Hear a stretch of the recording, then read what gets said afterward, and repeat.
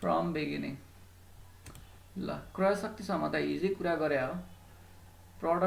एउटा प्रडक्टको दुईवटा कन्ट्रीमा चाहिँ प्राइस एउटै हुनुपर्छ, एक्सचेन्ज रेटले चाहिँ डिफाइन गर्दाखेरि प्राइस रिभाइज गर्दाखेरि प्राइस एउटै हुनुपर्छ भन्ने थ्योरी हो यो, हुन्छ नै भन्ने चाहिँ हुँदैन है, एउटा थ्योरी हो यो। यसको बेसमा एनालिसिस गर्ने अनि त्यसपछि रहेनछ भने, कहिले रहेछ भने, कहिले ओभर भ्यालुड भएछ भने, कहिले अन्डर भ्यालुड भएछ भने त्यही काम त होइन पढ्ने भने। पर्चेसिङ पावर प्यारिटीको यहाँ डेफिनेसनहरू चाहिँ इजीकै कुरा हो यो। अब प्यारिटी भनेको चाहिँ तलपट्टि price of x goods in home country is equal to price of x good in foreign country, यो हुनुपर्छ भन्ने यसको एजम्सन हो। जस्तो फर इक्जाम्पल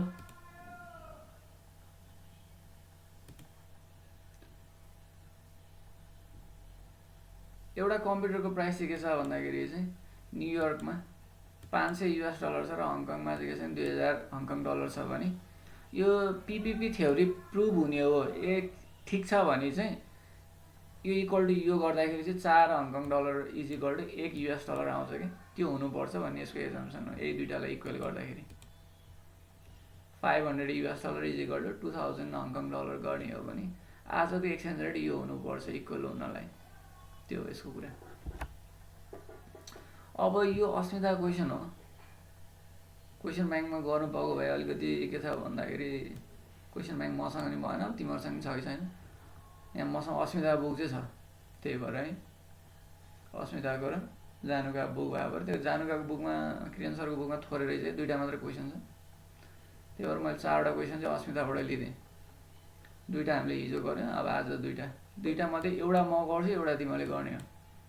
र यसमा चाहिँ यो सी नम्बर यसमा पनि चाहिँ माथि पनि छ सोधेको कि यहीँ, यसमा पनि सोधेको, यसमा पनि सोधेको, यो चाहिँ इक्जाममा आउने चाहिँ होइन मलाई त्यस्तो लाग्छ।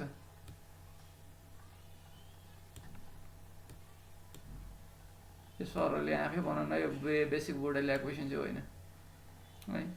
कुनै पनि क्वेसन बन्नको लागि थ्योरिटिकली प्रुभ हुनुपर्छ। यो ओभर भ्यालुड अन्डर भ्यालुड केसको आधारमा भन्ने नै क्लियर छैन, भयो भने हामीले निकाल्न चाहिँ खोज्छौँ सरहरूले क्वेसन राख्नु भयो भने। यो माथिको चाहिँ के छ भन्दाखेरि हो ए नम्बरको चाहिँ बी नम्बर र सी नम्बर चाहिँ के छ भन्दाखेरि अलिकति त्यति राम्रो क्वेसन होइन, भयो राखेपछि गरौँ भन्ने कुरा हो। एउटा गऱ्यो, एउटा म गर्छु त्यही नै हो, त्यस्तै खालको एउटा तिमीले गर है। यहाँ पहिला मैले गिभन सार्छु। The cost of rice per quintal in India is Indian rupees के छ भन्दाखेरि 2550, 2550। Where is the same rice cost Nepalese rupees 4125, 4000 के छ भन्दाखेरि चाहिँ 125 इन नेपाल। 1 क्विन्टल चामलको मूल्य चाहिँ इन्डियामा 2550 आइसी पर्छ, नेपालमा चाहिँ 4125 रुपियाँ नेपाली रुपिस पर्छ त्यसैलाई। And Indian rupees NR is equal to NR 1.6 is equal to Nepali rupees, यहाँ हेर्ने बिगाऱ्यो कस्तो खालको तरिकाले, त्यहाँबाट मैले फिगर नेपाली रुपिज 1 सरी यहाँ के भयो, Nepali rupees 1.6 is equal to Indian rupees के छ भन्दाखेरि एनआर 1। यहाँ यसरी चाहिँ के छ भन्दाखेरि चाहिँ करेन्ट एक्सचेन्ज रेट दिएको हो क्या, यो current exchange rate between Nepali rupees and Indian rupees NRs 1.6 is equal to के छ भन्दाखेरि इन्डियन रुपिज 1 छ अरे, यो भनेर दिएको। अब does it represent the purchasing power parity भनेर सोधेको यसले, के यसले पर्चेसिङ पावर प्यारिटी रिप्रेजेन्ट गर्छ त भनेर सोधेको छ। यदि पर्चेसिङ पावर प्यारिटी रिप्रेजेन्ट गर्ने हो भने यो इज इक्वल टु यो हुँदाखेरि यो दुईटाको लागि चाहिँ इक्वल गरिदिँदा के हुनु पर्यो, यो एक्सचेन्ज रेट आउनु पर्यो, त्यही हो कुरा। यहाँ does it represent the purchasing power parity भनेर सोधेको छ। अब यो दुईटालाई इक्वल गरेर हेर्ने र एउटा के छ भन्दाखेरि चाहिँ एक्सचेन्ज रेट निकाल्ने। एक्सचेन्ज रेट निकालिसकेपछि बल्ल के हुन्छ थाहा हुन्छ कि छ कि छैन भन्ने कुरा। If PPP holds price of rice in India must be equal to price of rice in Nepal. Simple कुरा, त्यही भएर यो दुइटालाई इक्वल गरिदिएको, यो प्राइस र यो प्राइसलाई। Indian rupees 2550 is equal to Nepalese rupees 4125। यसलाई सल्भ गर्दाखेरि सल्भ गर्ने तरिका यसलाई यता लग्यो, अरू केही छैन। डिभाइड गऱ्यो भने यहाँ बाँकी 1 हुन्छ। 1 Indian rupees is equal to 4125 divide by के छ 2550, यो गरेको। और यति आयो 1.618। यो चाहिँ इज नट इक्वल टु भनेर मैले यसरी राखेँ है, इज नट इक्वल टु के छ भन्दाखेरि 1.6। योसँग त भएन नि त। करन्ट एक्सचेन्ज रेट के थियो भन्दाखेरि चाहिँ 1 रुपियाँ आइसी इज इक्वल टु 1.6 नेपाली थियो। अहिले चाहिँ के छ भने यो प्यारिटी अनुसार चाहिँ रेट कति आयो, 1 आइसी इज इक्वल टु 1.618 आयो भने इक्वल त भएन। त्यो कारणले यहाँ लेखिदिने हो। Therefore the price of rice does not hold the purchasing power parity. Simple यति नै हो, कुराहरू केही छैन गर्नुपर्ने। यतिसम्म चाहिँ तिमीलाई सोध्न सक्दैन। यो चाहिँ के छ भने स्ट्यान्डर्ड रहेछ क्वेसन, सरले बनाउनु भयो भने योसम्म चाहिँ क्वेसन स्ट्यान्डर्ड रहेछ। अब यहाँबाट मुनि if not what would happen to the relative value of this currencies, what is the के छ भने price over sorry what is the percentage over or under valuation of the Nepalese rupees, explain. यसले के हो नि के छ, यो कुरा चाहिँ के हो नि के छ भन्दाखेरि यो नेप्लिज रुपिज ओभर भ्यालु भएको छ कि अन्डर भ्यालु भएको छ त्यो भन् भने हो। तलपट्टि मैले यो गिभन सारेँ।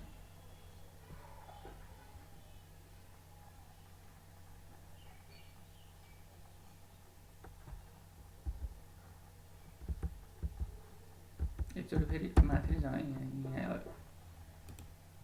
यसलाई मैले इरेज अलिङ गरेँ। यो पार्टलाई हेरौँ है। If not what would happen to the relative value of this currencies, what is the percentage over under valuation of Nepalese rupees. अब यहाँ के छ नि नेप्लिज रुपिज चाहिँ ओभर भ्यालुड छ कि अन्डर भ्यालुड छ भनेर सोधेको छ। यो माथिको पनि यही सोध्यो है, त्यसमा धेरै कुरा केही छैन। नेप्लिज रुपिज ओभर भ्यालुड भयो कि अन्डर भ्यालुड भयो भनेर सोध्यो।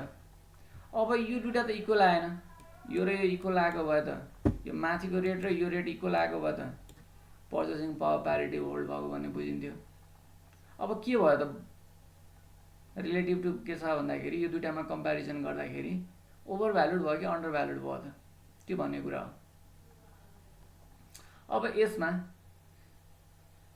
अहिलेको के छ भने एक्चुअल यो छ, यो एक्चुअल हो, तर पर्चेसिङ पावर प्यारिटी होल्ड हुने हो भने हुनुपर्ने यो। यहाँ हेर त हुनुपर्ने यो पर्चेसिङ पावर प्यारिटीले भने अनुसार चाहिँ, तर एक्चुअल रेट यो छ भने त्यतिखेर इन्डियन रुपिज ओभर भ्यालुड छ कि अन्डर भ्यालुड छ।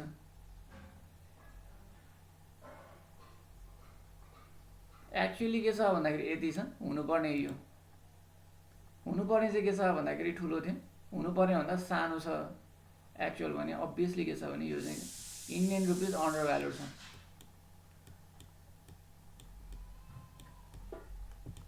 पर्चेसिङ पावर प्यारिटीले भने अनुसार चाहिँ यति हुनुपर्ने, तर एक्चुअली यति छ बजारमा। हुनुपर्ने भन्दा कम छ नि यो इन्डियन रुपिजको मूल्य, त्यो भनेको यो अन्डर भ्यालुड छ। इन्डियन रुपिज अन्डर भ्यालुड छ भने के छ भने नेप्लिज रुपिज ओभर भ्यालुड छ। हामीले यसरी भन्ने हो, ओभर भ्यालुड र अन्डर भ्यालुड चाहिँ हामीले आफ्नो देशको करेन्सीलाई भन्दैनौँ कि जेनरली भन्दैन है। यसले क्वेसन नि त्यही भएर पनि मैले एरर छ भनेको। जेनरली हामीले चाहिँ के छैन आलुको मूल्य बढ्यो भन्छौँ कि पैसाको मूल्य बढ्यो भन्छौँ। 1 किलो आलुलाई 35 रुपियाँ पर्ने रहेछ, अहिले 1 किलो आलुको चाहिँ के छ भने मूल्य 40 रुपियाँ भयो भने आलुको मूल्य बढ्यो भन्छौँ।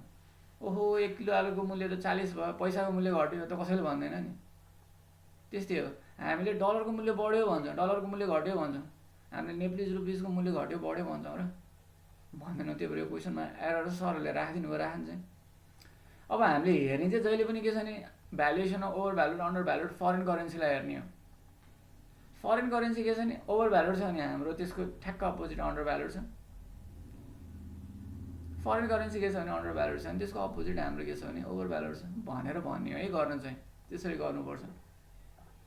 सरहरूले कुन एजम्सनमा गर्नुभएको छ के गर्नुभएको छ त्यो चाहिँ मैले हेरेँ छैन सोधे पनि छैन। तर जेनरली हामीले आलुको मूल्य बढ्यो घट्यो भन्छौँ, पैसाको मूल्यको बढ्यो घट्यो भन्दैनौँ। त्यस्तै के छ भने फरेन करेन्सीको मूल्य घट्यो बढ्यो भन्छौँ। फरेन करेन्सी पनि कमोडिटी आलु जस्तै हामीले हाम्रो पैसाको मूल्य घट्यो बढ्यो भन्दैनौँ। आज नेप्लिज करेन्सीको मूल्य घट्यो भन्दैनौँ, आज के छ डलरको मूल्य बढ्यो भन्छौँ, त्यो हो कुरा।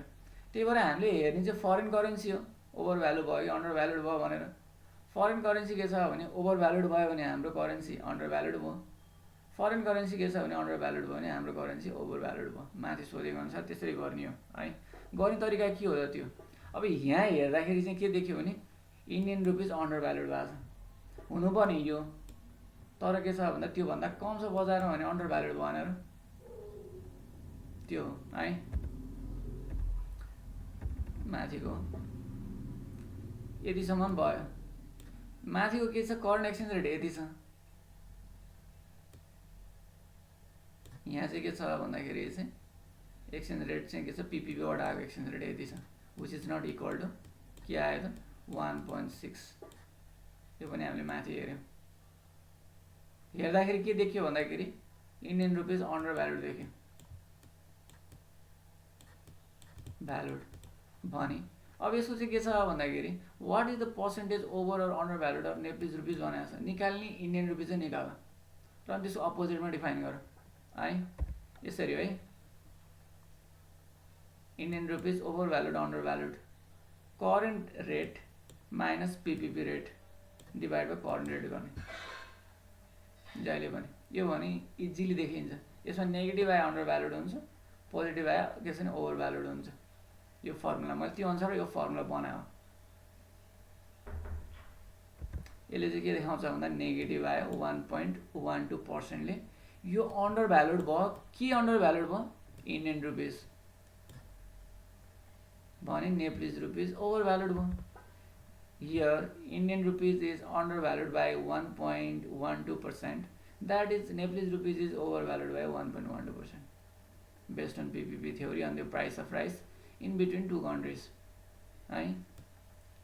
यो पनि भन्नुपर्छ यो कुरा। यो फर्मुला लगाउने करेन्ट रेट, यो चाहिँ डाइरेक्ट कोटेसन हुँदाखेरि यो फर्मुला लगाउने है मैले। त्यही भएर यो डाइरेक्ट कोटेसन हो नि। यो पनि यो 1 युनिट फरेन करेन्सी किन्न कति युनिट लोकल करेन्सी चाहिन्छ, 1 युनिट इन्डियन करेन्सी किन्न कति लोकल करेन्सी चाहिन्छ, 1 किलो आलु किन्न कति नेपाली रुपियाँ चाहिन्छ, सम्झिने त्यही हो भनिरहेको छु मैले फर्मुला। 1 किलो आलु किन्न कति चाहिन्छ, 1 डलर किन्न कति चाहिन्छ भने जस्तै हो। यो डाइरेक्ट कोटेसन हो। यो डाइरेक्ट कोटेसनलाई मिल्ने फर्मुला हो। यहाँ के छ एक्चुअली 1.6 छ, हुनुपर्ने 1.618 हो, त्योभन्दा धेरै हुनुपर्ने हो। त्यो भएको कारणले गर्दाखेरि इन्डियन रुपिज अन्डर भ्यालुड छ। त्यही रेसियोमा के छ भन्दा त्यति नै पर्सेन्टले के छ भन्दा नेप्लिज रुपिज ओभर भ्यालुड छ। सिम्पल कुरा त्यति है।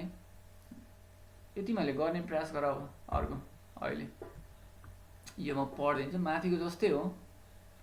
A laptop cost Hong Kong dollar 15,000 in Hong Kong market. 15,000 के छ भन्दाखेरि हङकङ मार्केटमा पर्छ माथि जसरी नै। Cost of laptop in Hong Kong is equal to 15,000 HKD भनेर लेख। The same laptop cost in Nepal is equal to Nepalese rupees यति भनेर लेख, दुईवटा गिभन। अब एक्चुअली इन्ट्रेस्ट रेट यति रे, 1 Hong Kong dollar is equal to 11.12 छ भने what is the sport exchange rate based on pure absolute purchasing power parity भने अहिले। यो भनेको एउटै है, हामीले यसलाई फरक गरेर राख्नु पर्दैन। केही कन्सेप्चुअल फरक होला, भयो भने फरक गर्नु पर्दैन।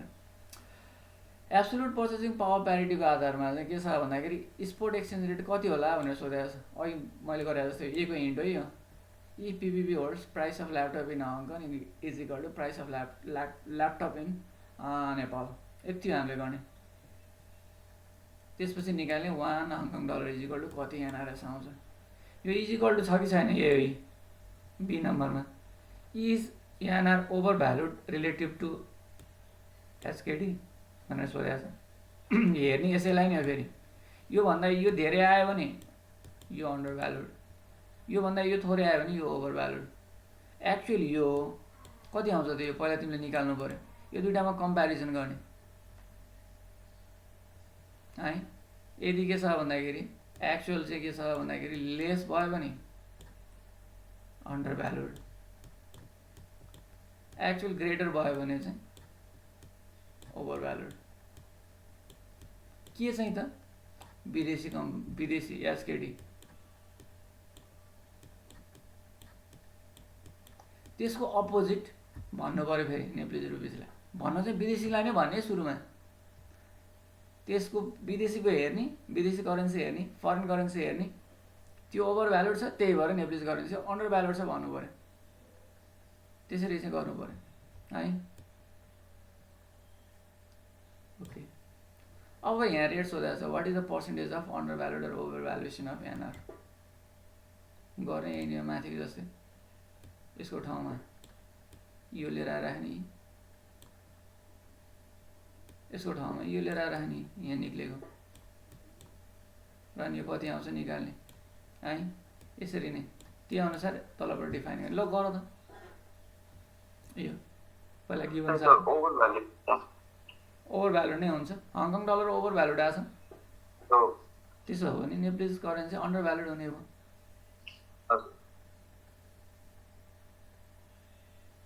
यो रेट निकाल्नु पऱ्यो। ल निकालेर मलाई देखाएर फोटो खिचेर पठाऊ।